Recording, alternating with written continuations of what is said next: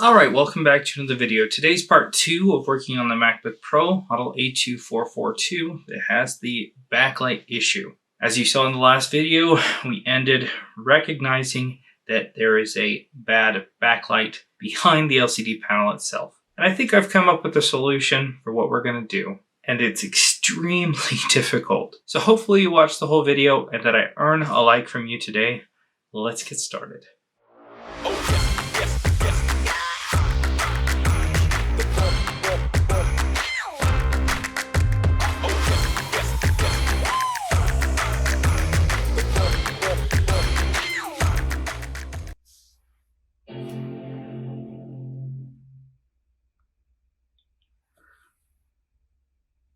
I see an Apple logo right there, loading bar, just no backlight. All right, well, I think I'm gonna take apart the screen again so we can look at the backlight. Now I'm just hopeful that the adhesive hasn't set up too much, as I need to take this all back apart and I could bust the display in the process. And that would be super annoying. But hey, at least you get to see the part that I didn't film, which was the original removal of the display, although it's going to be slightly different. Just have to slide this plastic and cut through that new adhesive that I applied. It's going to be a little trickier than the other adhesive that normally comes on it. Actually, I was able to grab the adhesive, and maybe I can just gently pull on this. And as long as I go slow, maybe I can get this piece off without cracking it. Oh, wouldn't it be nice if everything was like this? Pull tabs. I'll just go all the way up. All right, and let's pull the whole piece off. I'm gonna go slow. All right, and it came off. And go ahead and peel off the rubber gasket around the border gently. This is how you would take off the display normally. I'm just hopeful that this LCD isn't too adhered already, or I'm going to accidentally damage it. And there's that. We'll pop out the screws, and we'll pop off the bracket, and we'll pop out all those screws.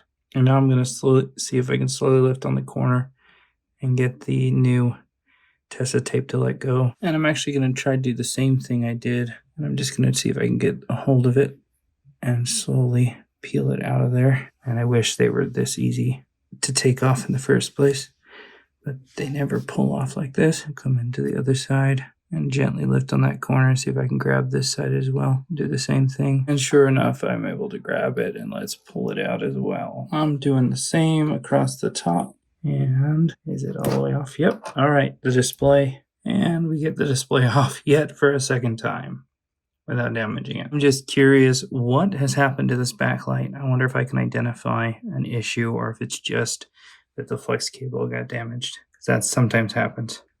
All right, so after thinking it over, the plan is going to be extract the good backlight out of this MacBook screen, given that it's damaged. Instead of just ordering another one, we're just going to extract this one. Very complicated, but now you get to see the whole process of how to remove the display, seeing as I didn't record that. First, start by taking a piece of plastic. We're going to go under the edge, and we will slowly pivot around to the front, and then we can push it gently up and over the edge. And I'm just going to pull the plastic through, putting pressure on the screen, making sure the plastic doesn't fold up on me. We're going nice and slowly. We don't want to damage the flex cables.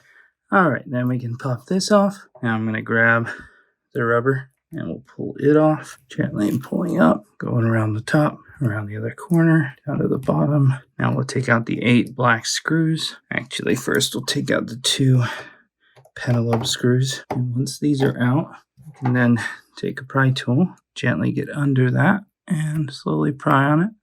It is plastic, so it can crack if you go too fast. And we'll slowly work our way towards the middle. And there's a perfect example of if you rush it, you crack it. And in this case, we're going to take out the 4 penelope screws, or P2 screws, that hold down the flexes. And now we can finish taking out the 8 screws. All right, here in the corner, you'll notice a little shiny glue sticking out. What we're going to do is we're going to grab that, and it becomes slightly stretchy. We're going to wrap it up by spinning the tweezers. If it wraps over itself, then I don't need the pinching power. I can just use the friction power of itself. And we'll slowly pull, and it forks into 2 sections. One's really, really short, so it should pop on the top in a second. And then the lower one will continue. And if I force this too fast, I'll snap the adhesive. You can't go too fast in this. Like that. I broke it. We'll have other chances at that side, but for now, we'll swap over to the other side and we'll do the same thing. You just have to be patient. And this step is the longest and hardest part of the whole process. If you go too fast, you'll break the adhesive. If you lose the adhesive, you have to get the screen up and you can crack it. Even if it's already damaged, you still don't want to make it worse because then you get shards all over the backlight. We'll twist it up and we'll pull. And if you do this right, it ends up being several feet long before it stretches to the top. See here, it's coming out. And to put into perspective, I put the screen way over there. I've already stretched the length of the edge of the screen, but I've only moved up 2 inches. This stuff really stretches. And there's several spots along the way where it will get hung up because the material that the adhesive is stuck to changes. So if you're pulling with your hand, you can feel when there's more resistance and you can stop and you can wait for it to decide to let go. And there's a very fine line between pulling too hard and it snapping again. You want to take your time. We're about halfway. No, a little over a third of the way. Now we're probably almost halfway. Yep. And it snapped, which that's okay because coming with the plastic and you slide it under the display, you run into that adhesive again. And if you start to do this motion where you're kind of going in, pushing against it and pulling it out, you can actually start to see that I've got a little of it to start to want to come out. Then you can take your tweezers, go in there, and with enough patience, you'll be able to grab it. And then you'll be able to hopefully grab onto it and start to pull again. And hopefully make it longer without it snapping again. Slowly working my way down the side. And it broke again. If you look very carefully, you can actually see where it's going to get difficult. You can see there's a slight transition right there. So when we're pulling on the adhesive, what'll happen, see, we're coming up on that area.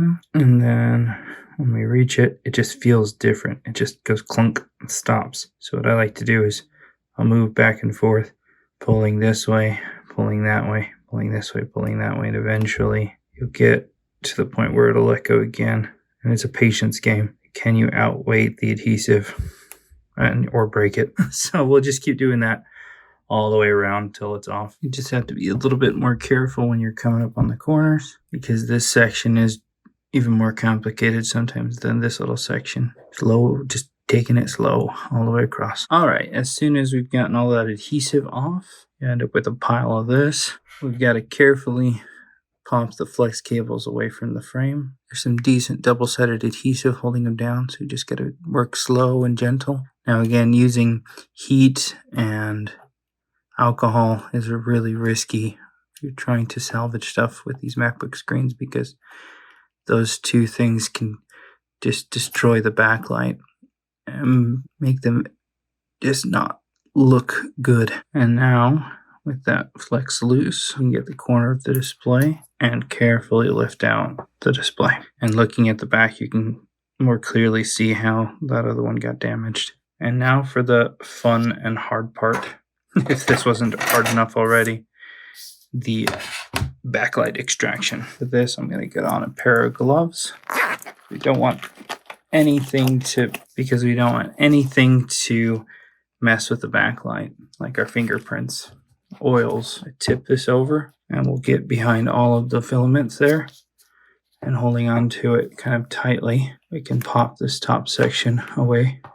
There's just some adhesive holding it down. We'll kind of pull on it gently and firmly, just like that. And we'll set this aside very carefully so that we don't mess with it. And now for the backlight extraction. Now, this is the good backlight. So we're not going to be working on this one first in this case.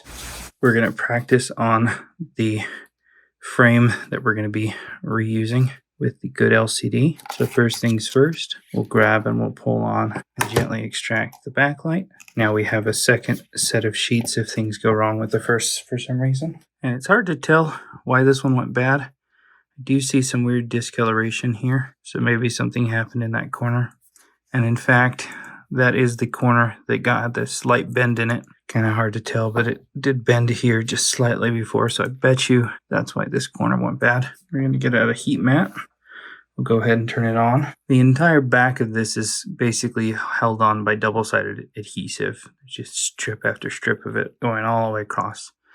So they're kind of annoying to remove. So we are now going to heat it up now that there's no filament that can actually warp due to heat. And remember, this one we don't care about salvaging, but we do want to practice as if we're trying to salvage it. And while we wait for this to heat up, this flex cable is held down really tight. We have to be careful.